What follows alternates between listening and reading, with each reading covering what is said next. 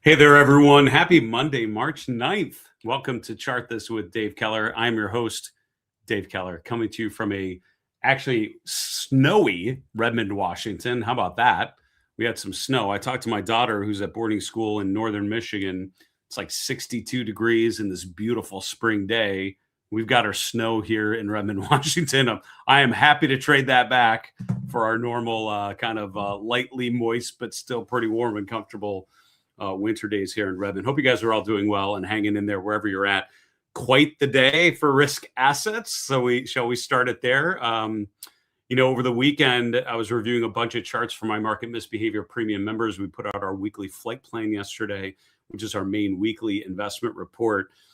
Just looking at all the ominous signs that we're building and the big open question, which I would argue is still very much an open question, is how long this conflict in the Middle East continues, how many participants are brought in, and again, the signs that we got here in the afternoon, almost done, and it won't be that much more big of a deal. And as a result, risk asset, and I'm paraphrasing, of course, but as a result, risk assets moving to the upside. I think this goes back to what we've talked about here in 2026, right? I don't think this market with a sideways set of benchmarks and a lot of stocks kind of testing key support, not really breaking down in any meaningful way. 2026, at least going into March here, is not about directional movements. It's not about the market's bearish, the market's bullish, or something in between. I would argue it's more about volatility. The VIX came down quite a bit today, but it's still pretty high. Just during the day, we saw a weaker open. We saw a stronger close. That's what a VIX sort of in that upper range above, well above 20 is what we should experience. So we are going to have days like this where it feels like one, mode out of the open. It finishes with a completely different look and feel. So how do we navigate these markets? Hopefully tuning in to Chart This with Dave Keller every day is a way to help make sense of these short-term market fluctuations. I was talking with George Noble last week on the podcast. Also, Lindsay Bell, two fantastic guests, and both of them, I asked them just how do you navigate a crazy period like that? And their comment was some version of take a deep breath and take a big step back. And the market has experienced shocks like this in a lot of different forms, in a lot of different periods, with a lot of different short-term outcomes. The long term is where we want to focus our attention. I don't think this is an all clear of sorts, to be honest with you. Certainly a nice finish today. Certainly the prospect of the conflict in the Middle East being, a little less involved and less of a time duration than I think many have projected certainly is causing risk assets to go higher. The sustainability of any sort of breakout would have to be driven by, the proof in the pudding, right? The actual resolution of this conflict in some meaningful way. We also have a lot of inflation data coming out this week, and I think that's another sort of thing. We're all focused on what's happening in the Middle East, certainly focused on crude oil prices. We've got inflation data coming out on Wednesday, and I think on Friday it's the CPI, it's the PCE, the personal consumption expenditures. Those coming in higher than expected certainly could weigh on this market very, very quickly. Hey, when in doubt, zoom out. So what we're going to do is talk about what happened during the trading day today. It was a lot of movement. If you're looking at the markets during the day, I'm sure you're aware of that, and we'll explain what's I think what we believe are some of the key takeaways to learn from today's session. Beyond just the major indexes, beyond a lot of movement in commodities, particularly crude oil, certainly metals, I would say the other thing would be key stocks experiencing some bullish engulfing patterns. Really speaks to the strength of what we saw. The volume overall is pretty good, suggesting that there are dip buyers just happily buying into weakness in NVIDIA and Broadcom and Alphabet and others kind of getting these bounces today. Let's review all of those charts and put some context into what we learned. Starting with the market recap here today, we can see the S&P 500 closing just below 6,800. 6,800 was that line in the sand that we talked about as our initial level of support. That level was broken last week. We saw that as a pretty negative sign, which we still feel is not completely unwound yet, because we have now rallied back right up to that breakdown level. So, Tuesday into Wednesday, what do you need to see if you're all bulled up? I think regaining that 6,800, we always like to say, gaining a foothold above that level, right? Gaining a level above there and actually holding it, showing signs of accumulation would be ideal. What you don't want to see is the other technical phenomenon, which is we break down through support, we bounce up and test that support level, and then that's the beginning of the next leg lower. Obviously, that would be a worse outcome. For what it's worth, the strong close today, putting the S&P up 0.8%, as we mentioned. We're now testing actively that breakdown level of 6,800. That's after opening, down toward around 6,640 at the lows of the day. So a nice upside reversal, about 150 points higher into the close. The NASDAQ composite doing even better. You're going to see some growthy sectors, particularly technology at the top of the leaderboard today. The NASDAQ composite was up 1.4%. Mid caps and small caps all feeling the love, moving higher today. The VIX down about 4 points on an intraday basis, spiked up to around 32, which is one of the higher levels we've observed on the VIX in quite some time. As the equity markets rallied higher, particularly in the last hour of trading, we saw the VIX settle down. The VIX is still well above 20, so I would say by our definition, this is still a high volatility environment. The fact that we've come down below that kind of crucial level of 29 is it could be a very meaningful data point. Spikes above 30 are very rare, and they usually precede some pretty painful period for stocks. So if we would rally for here and that would be it, it would be unusual, certainly not unheard of, but less common than what usually ends up being more of a protracted corrective move of some sort. So the VIX still elevated, still above 25. We're at 25.50. That's down 4 points from where we finished today on Friday's session. Looking at interest rates, it ended up being a flat day for the bond markets. We can see the TLT was up slightly, right? Less than 1%. The TLT was up 0.9%, so a nice stronger move. The 10-year Treasury yield, though, basically revolved right around that 0 point. Really didn't get too far away from Friday's close. We see a little bit of movements across the yield curve, but not a ton. Obviously, all of these news things whipping around, the news events whipping around, the social media legislation that's happening out of the White House is causing a lot of this volatility, right? Because people have just one sense of what's happening with equities and with events in the Middle East. Then one tweet, one social media post all of a sudden causes the market to react very differently because this is new information and gives you a sense that maybe a different trajectory. What we have to remember is in previous conflicts, particularly the tariff tantrum in early 2025, the bond market showing a lot of pain very quickly is what caused some pretty aggressive changes in policy, or at least some corrective moves very, very quickly. And so that is something I think always important to watch, but particularly given the sensitivity of the current administration and the bond markets. When those have shown signs of concern, there's all of a sudden been some change of heart in terms of policy decisions. We'll see if we get that sort of thing. One thing I'm definitely noticing that credit spreads have been widening out pretty aggressively in February and now into March, and we've been highlighting that here for a little while. So maybe that's part of what is, sort of reinforcing this idea that maybe we want to wrap this conflict up as quickly as possible, I guess. Dollar essentially no real change. It was higher for most of the day, but ended up dipping lower as equities rallied going into the U.S. equity close.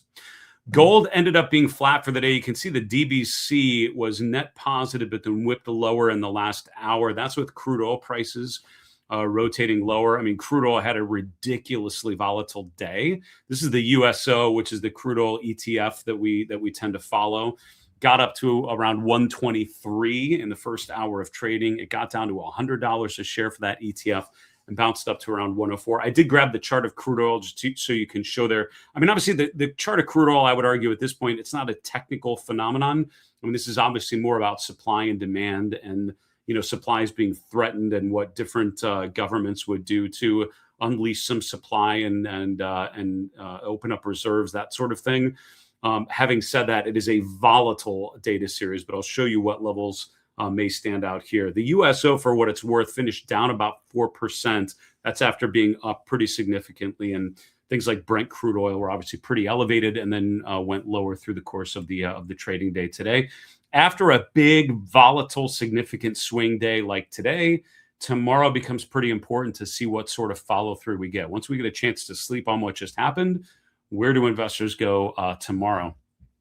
One bright spot to note, silver, right? So gold ended up being kind of flat for the day. It opened a lot weaker and traded higher into the afternoon. So as equities were rallying, gold was actually rallying as well. Silver actually ended up being one of the shining spots today, up over 3% for the SLV. So don't count out the chart of silver. I'm sure many have been ignoring that in favor of other things because it's kind of quieted down a bit. But today, seeing some nice upside swings.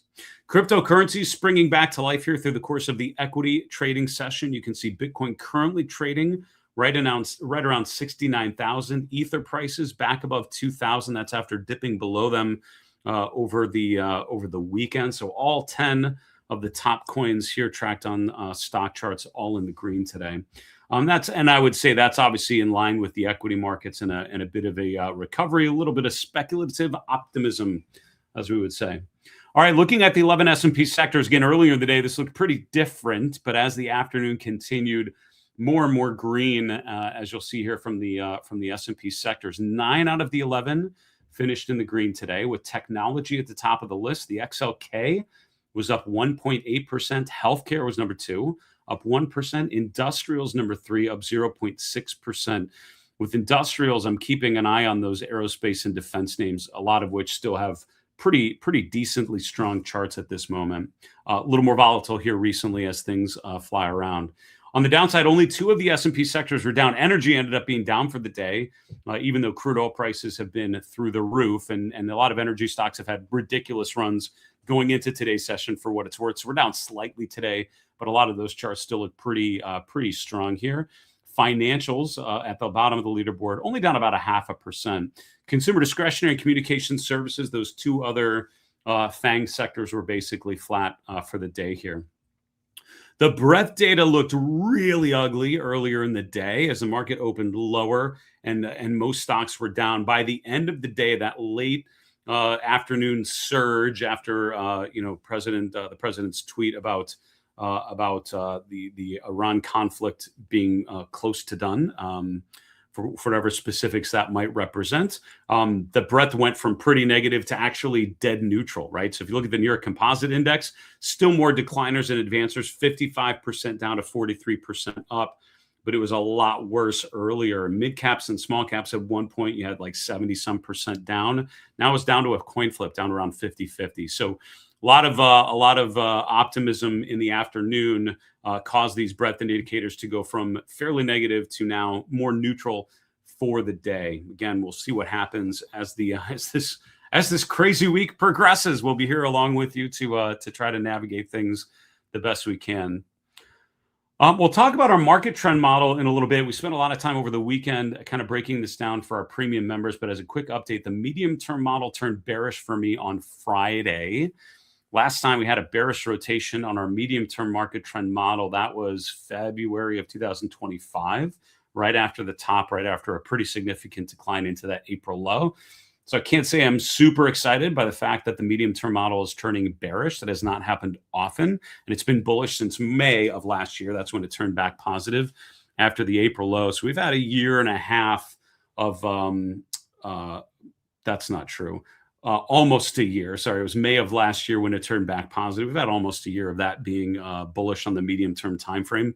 Back to bearish as of last Friday. If we can recover and flip that back positive, that'd be pretty encouraging as an outcome for this week. The Magnificent Seven and friends generally having a decent day as the day progressed. Broadcom, one of the more interesting charts. It's still not out of the woods, still not breaking above that like 350, 355 level. We're kind of getting there. I did grab that chart to focus on just a little bit. NVIDIA is among many charts having a bullish engulfing pattern. Alphabet also up 2.7%. NVIDIA and Alphabet, not great charts. I mean, they're okay. At best, they're okay. They're testing support, but those stocks are holding key moving average support. Tesla holding key support levels. So that's good that they're holding them for now. It just also feels like we are very close to those stocks breaking down and there being a pretty meaningful downside signal related to that, but has not happened yet. So that's encouraging.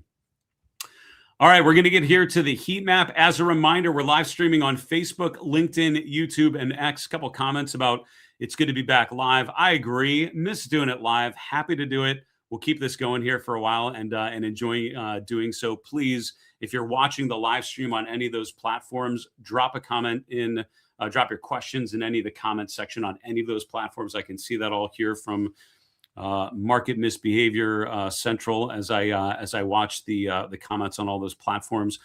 Quick shout out to my friend Tony with a wonderful tip on YouTube. Thanks so much for that. Great to be live. I appreciate you've always been an active participant and a fellow Pacific Northwesterner. Good to have you here as always. And thanks for watching. Thanks for that very kind gesture. It means a lot and I appreciate it deeply. Thank you.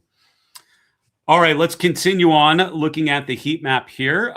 As we can see, and what's interesting about a heat map, and this is why, we do this show after the close. I kind of show you the charts that I've been hand selecting during the day, but you don't see a lot of like what I look at during the trading day. And I usually have this kind of visualization, this heat map, up on a monitor as much as possible. Sometimes I'm doing some random thing and I need a bunch of monitors for it and I kind of put it in the background. But as soon as I'm done, I usually pop that in there, because if you want one thing to look at to just get a sense of what's happening with the equity markets, I would say a visualization like this is fantastic, because it helps you understand the big picture, the small picture, right? What's happening with the overall markets. You can tell from this that the markets ended up having a decent, kind of a nice, decent up day, by the fact that technology and communication names are at the top of the list here, or in the largest sectors, and showing quite a bit of green. You can see a lot of other things were not nearly as strong as some of those growth sectors. I can see that, so you can start to understand sector and group themes. But then you can also drill deeper. So I often find this is a great starting point to dig into other charts and sort of think about where the opportunities might be. And what's cool about leaving it up during the day is earlier in the day it did not look this green. It was more neutral to red as the market opened lower. But then as the day went on, you can see the general complexion of the market kind of drifting higher. It's like you have your TV and then you start, changing it from cold colors to warm colors. You just see the whole thing start to evolve. That was the effect you got today, which really gave you the sense of how the market was improving going into the afternoon. Certainly, the sudden jolt of optimism in the afternoon. Having said that, let's use the heat map now and sort of dig in on some key themes. So I mentioned the strength in technology. That's a key story, right? And if you look at, there's, in the technology sector, particularly like semiconductors, semiconductors have been making new highs on weaker momentum. Charts like LRCX have been featuring a bearish momentum divergence in 2026. Charts like Micron have actually made lower highs. Neither of those charts have broken down through key support, so they're still okay, but they're really like right at that point where this could look really bad very, very quickly. I think Micron is a great example of kind of what's happened in the technology sector in 2026, right? January, remarkably strong, making new all-time highs around 460 for ticker MU. We pull back to the 21-day EMA. We bounce higher. Now, some like the SMH actually made a new high here in late February. Some individual stocks like Lam Research, LRCX, made a new high at the end of February. Micron actually making a lower peak, so it's actually showing some weaker price action. So we failed to make a new high. And after that, the question is, all right, is that confirmed then by making a new low? And when you have lower highs and lower lows, that's the definition of a downtrend, right? So that tells you that the top is most likely in and we're starting to break down. What's happened here is literally Friday, we closed below the 50-day moving average for the first time since like back here last summer. Now we actually today have a lower open and a higher close. So Micron is featuring that bullish momentum, bullish engulfing pattern, or a bullish outside day, we would say, if we're using bar charts. But note how that candle pattern is happening right at the 50-day moving average. You can switch it on whatever charting platform you're using to a candle chart. Hopefully, this is what the candle looks like. Down day, up day, lower open, higher close. That's a bullish engulfing pattern. Candle patterns are things I don't usually look at candle charts to start off with, but I often bring them up. And what happens is on the bar chart, if I see something that looks like an interesting candle pattern, I'll often switch to a candle chart like this just to sort of, look in a little more detail. I have a quick chart that I often switch back to just to check on key candle patterns. And so candle patterns on their own are interesting. They're short-term patterns though, right? They're short-term reversals, right? One down day, one one up day, a down day followed by an up day, bullish reversal. But the fact that it happens at the 50-day moving average sort of gives more weight to it, right? If this happens kind of in the middle of nowhere, okay, that's something. But it happens at the 50-day where we might actually anticipate some support, that's really meaningful. And so I think the fact that Micron and a number of other technology shares are flashing this bullish engulfing pattern right as we test the 50-day, right as we test support from early February, that certainly suggests at least a bit of a bounce here as the week progresses. That, usually a candle pattern like this, a 2-day candle pattern, really tells you about the next 1 to 3 bars. That's really the only amount that it's designed to speak to. But that, for me, basically says expect a short-term bounce going into Wednesday. Wednesday is when we get CPI data. That could be, a catalyst to the upside. That could also be a big injection of into the markets, right? Because if you have inflation data that comes in higher, if there are signs that inflation is heating up, and this week's CPI data is not going to reflect what's happening in the Middle East. This is reported on a lag. So it's reporting on what happened before all of this kind of came out. So if this comes out higher than expected, I would expect the market to have a pretty quick downside resolution. So, back of the envelope vibe I'm getting from looking at today's move with the stronger close suggests next 1 to 3 bars are higher, taking us into midweek when we get some pretty important economic data to digest. We'll see, but that's kind of the short-term read that I'm feeling here. Elsewhere, what else can we say? I mean, I would say encouraging that some of the stocks like Caterpillar and others having a bit of a bounce higher. GEV, that's GE Vernova. A lot of these industrial names had pulled back last week and getting a nice bounce today. Still pretty good charts, making higher highs and higher lows. I still think the long-term trend is fairly significant. So the question is whether we sustain it. Also noting a bit of a bounce in the airlines today. UAL, LUV, that's Southwest. DAL is Delta. Now, these are overall pretty ugly charts after breaking down through key support. That's one day, but I'm noticing those because they've been ugly charts. So ugly charts that get a bit of a bounce, I'm always drawn to. A couple other observations here on the heat map, then we have to move on. Boy, I'm taking too long. Sorry. Healthcare. Healthcare has been a sector that I think a lot have been avoiding. Many have been avoiding. And I don't blame you because other sectors have been, much, much better. But I'm looking at like an HCA that, to me, this chart looks really close to a pretty significant breakout, right? I mean, this is a pretty bullish setup until proven otherwise. What's interesting about the chart of HCA, by the way, this is what we call a pivot point, which is when a level of resistance becomes support. It's a pretty well documented phenomenon in the technical analysis body of knowledge where, a stock hits a level of resistance. It tests that a couple times. It finally breaks out, which is a pretty bullish sign, right? Breaking out of a big base. But then the breakout level becomes support. So resistance becomes support. And as long as that 520 level holds, it's a pretty good setup, basically suggesting we've broken out, we're pausing, we're consolidating. This is just the waiting it out moment before we resolve this pattern to the upside. So charts like HCA, kind of interesting setups, and we'll see if they're able to hold support around 520. What I do on a chart like this, and I just jotted it down, I usually set an alert on that level because a breakdown there would tell you the trade's probably off. But as long as we hold that, it could be a pretty good setup, maybe going higher. I might save that one, come back to that later. I think that's it for a heat map. I saw one more note. Peter, thanks so much for watching. I appreciate you watching live.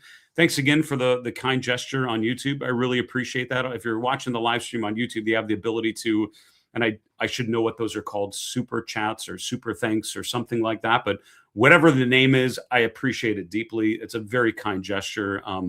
And thank you for that. I really appreciate it. I'm glad stuff I've been doing has been helpful. All right, we'll continue on in a minute. Do want to give a great shout out to one of our partners, Seeking Alpha. If you go to marketmisbehavior.com/Seeking Alpha, you'll find information about their Seeking Alpha premium memberships. I use the information in their premium memberships every week. There are a couple of things I like to use often. Their quantitative model, which I think is fantastic. It reminds me a lot of models we would use in an institutional setting, call them alpha models, ways of like going through thousands of stocks and just looking for companies demonstrating certain criteria that tend to work pretty well. Their quant model is pretty well designed, pretty well maintained, and has certainly helped me in a noisy period focus on good opportunities. I also have used it a lot recently looking for bond proxies, higher dividend yield paying stocks, consistent dividend payers, which is often really important, right? You don't want a high dividend payer that, the dividend is going to be gone next quarter. So companies that have had demonstrated consistent dividend payments, consistent dividend growth over multiple years, multiple cycles, those are good, stable places usually if you're concerned about market instability. Find more info about that and all the other capabilities at marketmisbehavior.com/seeking alpha. If you use my link or use that QR code that you see on your screen, you'll get 10% off on your membership. Annual membership's pretty decent deal, so check them out. And thanks again for Seeking Alpha being great partners to Market Misbehavior. All right. Hey, if you love candle patterns, I'm going to be dropping a number of them today because I'm seeing a ton of them, right? And I think it's funny. Back in my Fidelity days, we actually had worked on some breadth indicators based on candle patterns. They're pretty interesting, right? So you'd actually count the number of bullish engulfing patterns in an index like the S&P. And I wish I had that indicator on a day like today because I bet it spiked pretty good, indicating a lot of buying on weakness, right? So if you think about what happened, right, this is where I think a day like today felt very noisy, felt like we were whipped around. The weekend, the news was pretty negative, a lot about a conflict growing and more participants being drawn in. At least the stuff I was reading was pretty dark. Today opens sort of more of the same. Monday seemed to be a rough day, and it's looking like a weaker open. Kind of recover a bit, but then the afternoon, obviously, we rallied very quickly into the close on speculation that the conflict would be resolved sooner than maybe some had been betting on. So how do you make sense of a day like today? I think number one, you bring in way more data, right? So you look at a daily chart of the S&P, you can summarize everything that I just said in this 2-candle pattern, right? Friday was a breakdown below support. Today, Monday, was a weaker open. We opened down around 6,700. During the day, we traded down to around 6,630. By the close, we'd gotten right back to that breakdown level. So I think in 2 bars there and 2 candles, you can understand a lot about what happened today. Even if you don't know the headlines, if you don't know the social media posts that caused some of these movements, you can see what happened in that two bar pattern. That's why I think charts are so meaningful. They're so helpful at just getting away from the noise and focusing on the signal, right? Headlines, blog posts, random social media feeds. These are noise, right? There might be some interesting nuggets of meaningful observations and research in there, but it's surrounded by a ton of noise, right? It's just a fire hose of crazy at times. Charts are fact, right? I mean, you can't argue the fact that this is not an opinion, right? The S&P opened at 6,700. It traded down to a certain level. It closed at the highs. That tells me there's short-term sentiment. Again, knowing nothing about anything else, this is a 2-bar reversal pattern that suggests, the pattern of least resistance for now, at least in the short term, is higher. But I'm watching that 6,800 level, and I think it's crucial that we regain that because we broke down below there on Friday as I was going through the evidence over the weekend. It's felt pretty negative. A lot of breadth readings have gotten very, very negative. And while the breadth has not recovered a ton, I would argue it's still pretty negative. This 2-bar pattern suggests 1 to 3 bars higher. So we keep an eye on that. But I like how you can summarize everything that happened in the last couple sessions just in one quick look at the chart of the S&P 500. One of my mentors, Ralph Acampora, said, if you know nothing else, know the daily chart of the S&P 500. That's why this is one of the first charts I look at every day. That's why it's one of the first charts we look at during every episode of this show. So thanks again to Ralph for teaching me well. All right. Speaking of breadth, right? So the breadth looked better through the course of the day, but by the end of the day, even though the S&P and the NASDAQ finished higher, the breadth was not meaningfully stronger, right? The breadth, sort of recovered from pretty bad to neutral. And so I would say, let's keep that in mind. The breadth conditions are still flashing a big red flag here. And so we have less than 50% of the S&P members above their 50-day. Even with the higher close today, it still wasn't a huge up day. And a lot of stocks, if not most stocks, are currently below their 50-day. So for me, I still don't feel particularly great about the conditions as we're observing it. Certainly the short-term rally, this tactical rally is encouraging, but the breadth is still kind of negative there. Our market trend model, and this is the other thing I would say besides, when you have a noisy day like this, when in doubt, zoom out, bring in way more data and just really think about the longer term trends. day-to-day movements, minute-to-minute movements are noisy. There's a lot of fluctuations that happen in any trend. But when you can bring in more data and look at the weekly trends, that's when we can really think about how trends are evolving from one day to the next, 1 week to the next, and look a little longer term. I'm just highlighting here that our medium-term market trend model as of last Friday turned bearish. The last time we had a bearish signal was here. It was right at the end of February, right after the top in February of 2025, suggesting weaker trend characteristics on that medium-term time frame. We ended up selling off for the next 6 weeks, going into that low in early April. And then soon after that, the medium-term model turned back bullish. We haven't had a bearish rotation during this entire period for the rest of 2025. And so far in 26, the medium-term model has been getting closer to zero. But last Friday's sell-off, really rotated that signal to the downside. So as of last Friday, my short-term and medium-term models are bearish, while the long-term model is safely bullish. This means that it's looking for now very similar to like late 2023, early 2025, some sort of corrective move. If we have a nice recovery and this turns back bullish, then it's a quick blip, which does happen. I'll have random times when that has happened before. But I've learned to not ignore signals like that. This similar to like the Hindenburg moment. It's like when that flashes a bunch of times, which we've seen, it just tells me we're looking really similar to previous tops, and I probably want to be cautious, which is how I'm approaching this market right about now. Prepare for volatility, but the medium-term trend model, bearish, not a good sign. I tell you what is a good sign, though, and I'm kind of flipping back and forth between encouraging things and less than encouraging things. The breadth is still not great. Our market trend model turned bearish on the medium-term time frame. Those are not good, not good indications for me. The bullish engulfing pattern is a great sign today.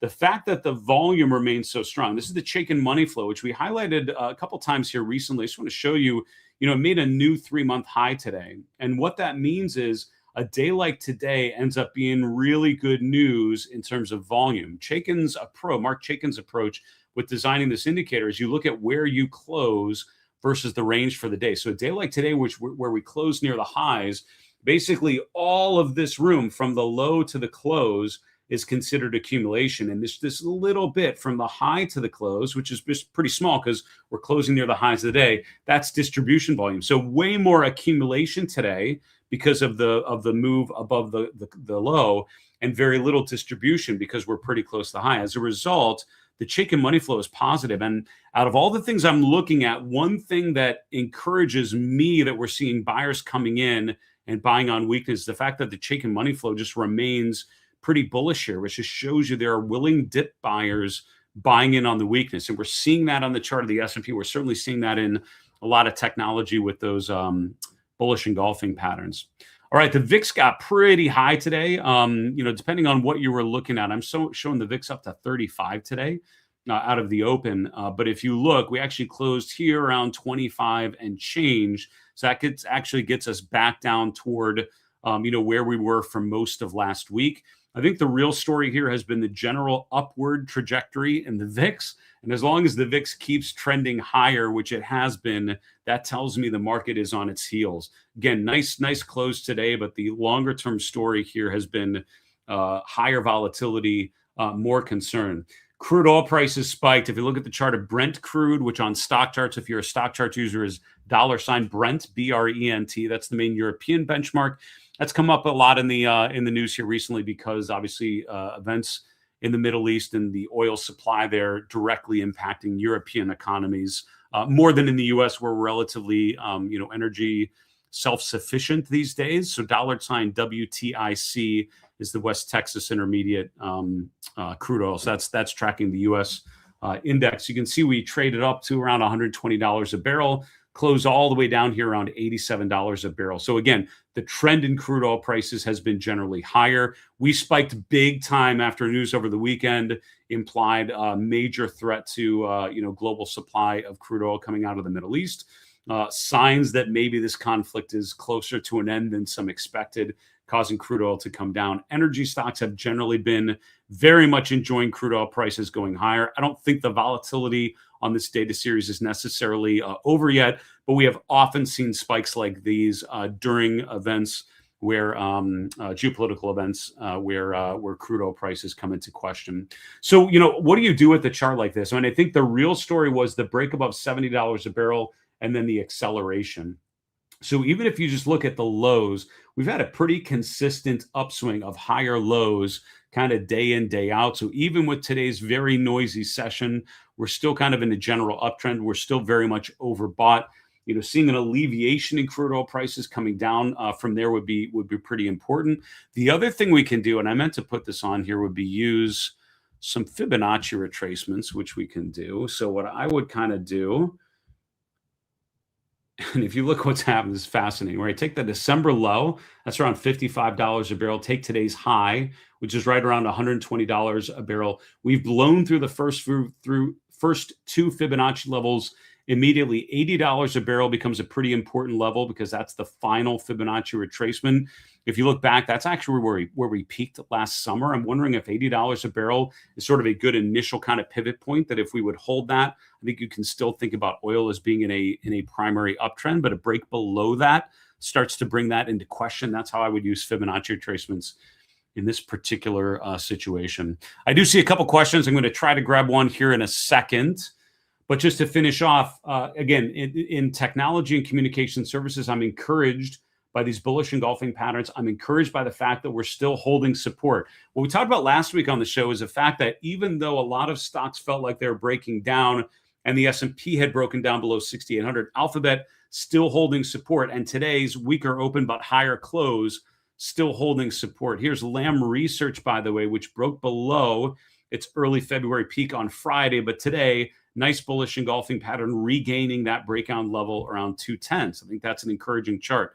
Broadcom had pretty good earnings, did not really rally a ton last week after beating earnings, but today closing back above the 50-day moving average, which is something it's not been able to do so far in 2026.